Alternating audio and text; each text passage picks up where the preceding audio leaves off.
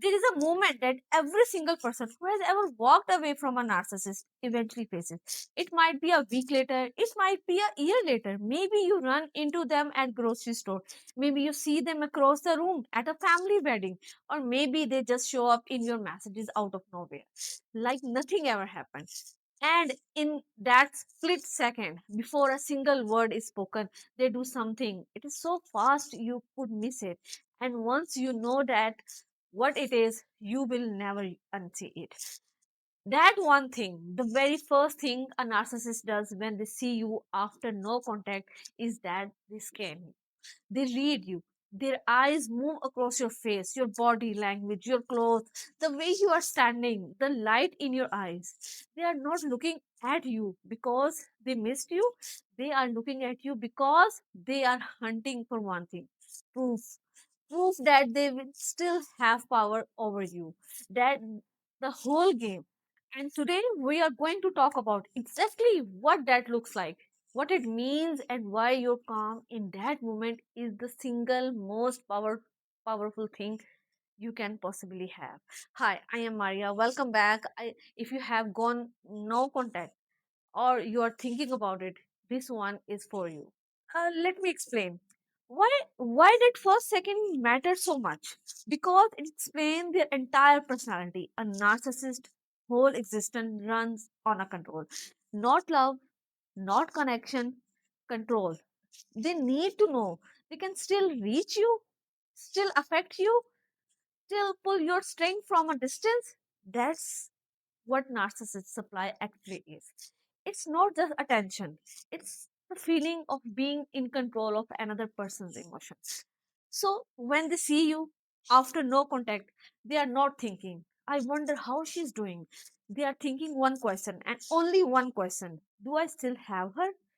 And they answer that question in the first 3 seconds. Before either of you even say hello, they look for the sign.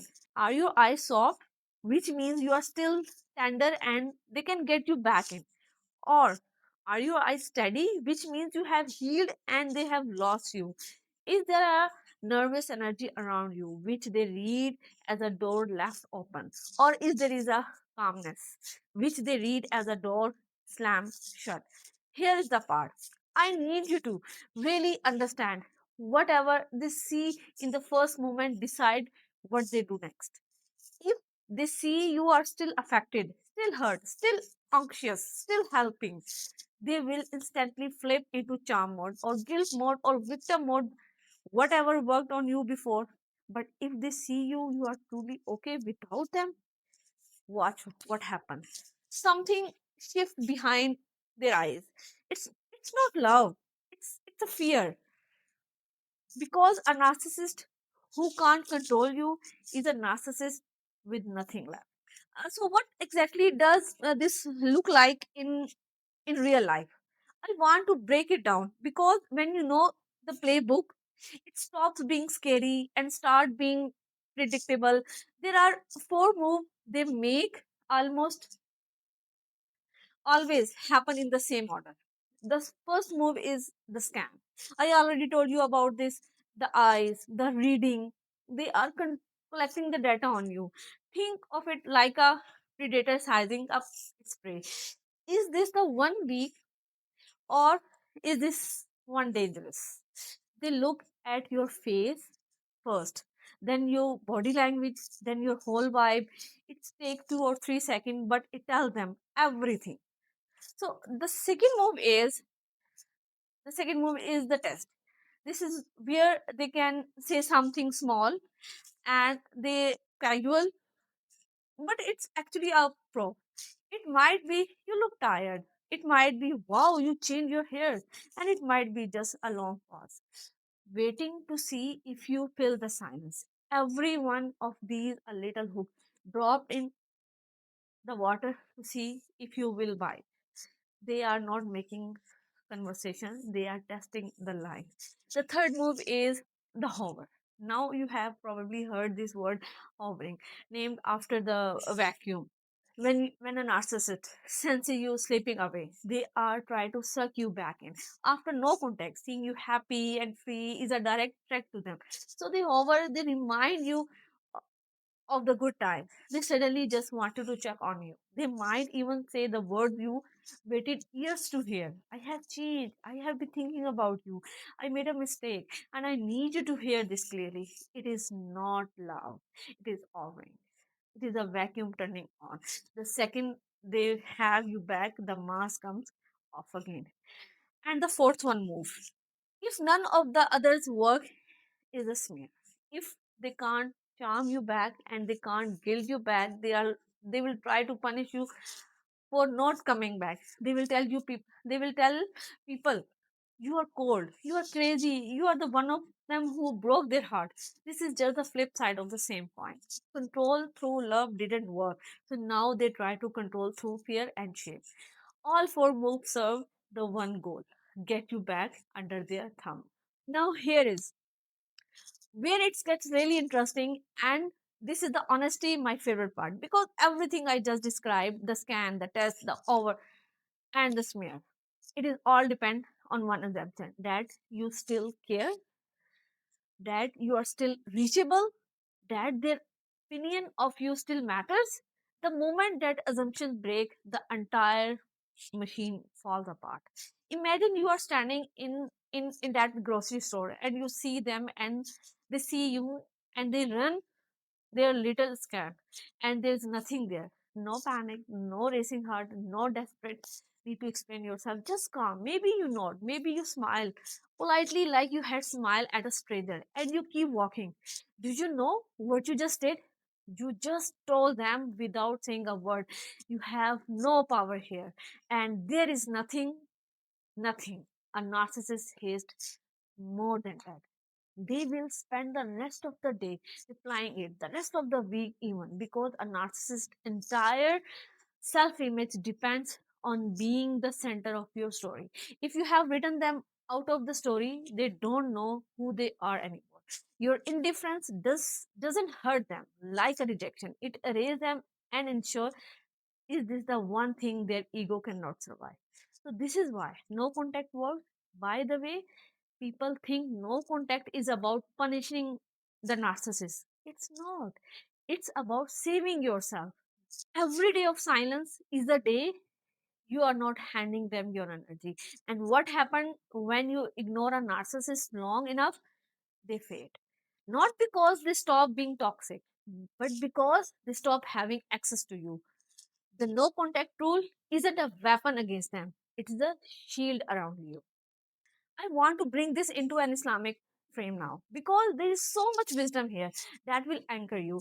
In our tradition, there is a beautiful concept of izzah, honor, dignity, self respect. Allah gave the believer dignity, and He told us never to place our worth in the hands of His creation. The narcissist's entire power over you was a built on one lie, and their approval defines your value. But your value was never there to give to or take. It was always from Allah. The Prophet Muhammad sallallahu alaihi wasallam taught us that true strength is not about overpowering others.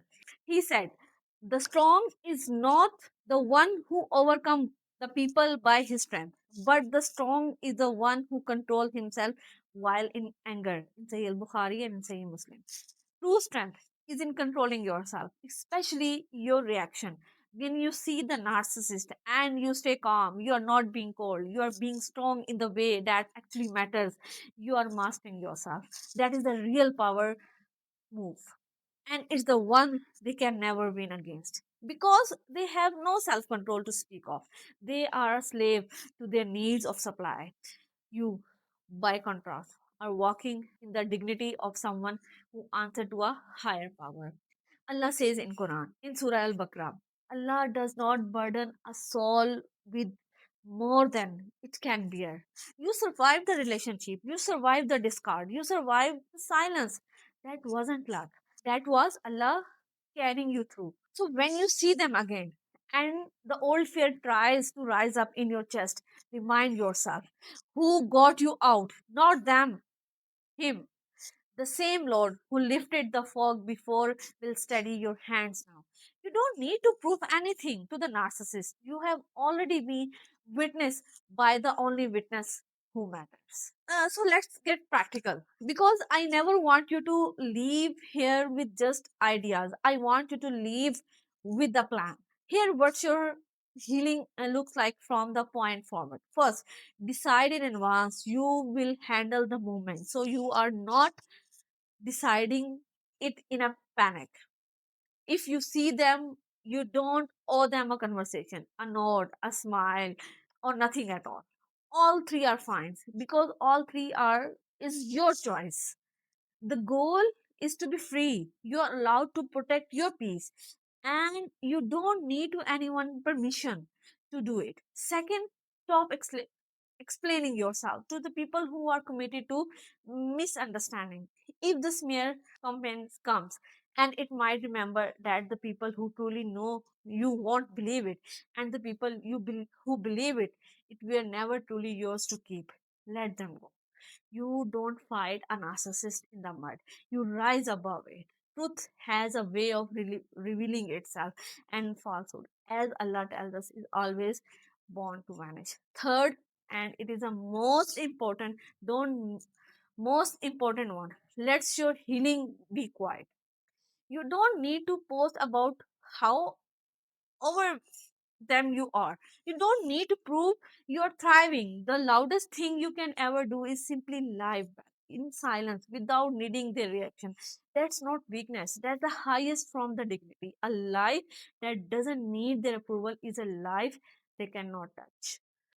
I want to close this out by telling you something that narcissists will never ever admit out loud. They are not afraid of losing you. They are afraid of being fine without them. Those those are two very different things. Losing you just means the game got harder. But seeing you thrive without them, seeing you calm, steady, unbothered, free, that is the one thing that breaks them. Because it proves what they have been running from their whole life. That's the that's they they were never as important as they needed to believe. And here is the beautiful flip side of that. The more you heal, the less they matter. Not because you are forcing yourself to hate them, but because your life has simply grown bigger than the space they used to occupy. That's not revenge, that's recovery. You are not trying to hurt them, you are just finally trying to save yourself. And in saving yourself, you take away the only thing that they ever really wanted from you, your power. So the next time you see them, remember this. Their first move will be always be the same. Scan, the test, the reach of control, but now you know the game and you know the answer. You don't flinch, you don't chase, you don't perform, you stand in your dignity, wrapped in the calm of someone who answered to Allah, not to not to them. And then you keep walking, because you have got a life to live, and for the first time it's entirely yours. Let me leave you with this. If you are in the middle of no contact right now, and it feels hard, and your heart keeps trying to convince you to reach out, don't. Hold the line, not to punish them, but to protect you. Every day you stay in the silence, you are getting your power back. And one day you will see them across the room, or their names will flash on your phone, and you will feel something you never thought you had feel. Nothing. Or maybe peace. You will know in that moment you are finally fully free. May Allah protect your heart, steady your steps, and fill the space they left with something far better than they ever could have been. Thank you so much for being here with me today. If this helped you, share it with someone who fighting this same battle right now. Subscribe if you haven't yet. There is so much more coming. And as always, may your healing be complete and your light never dim. I will see you in the next video.